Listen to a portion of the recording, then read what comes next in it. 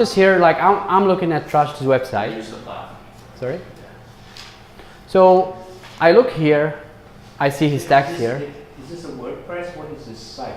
It could be anything, but the resulting is HTML, so I can understand it. And I'm using the browser called Google Chrome. It doesn't come by default with any system. So usually your Windows comes with Internet Explorer. Usually your Mac comes with Safari. But I love Chrome because it has really nice developer tools. So I can go here, right click, and go inspect element.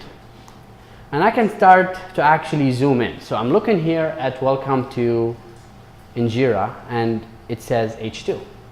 So I'm seeing here that he has a heading 2 that's called Injera.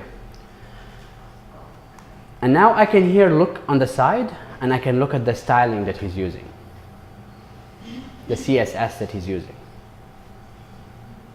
So he has this color, which is, you know, Hexa 33333. He has font weight, he has font size. And the cool thing is I can play with it just for display purposes. So I can make the color red in here. You can change that? It wouldn't change his website, it just changes my version of his website. Yeah.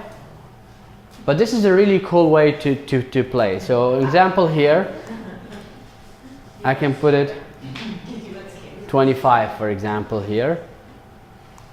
You can increase the line height, for example, or shrink it, so make it like little squished. Anybody can do that? Yes. Yeah, but if I refresh the page, it will all be gone. It will be back to normal. I wouldn't change it for anybody, otherwise this will be a huge security in the internet.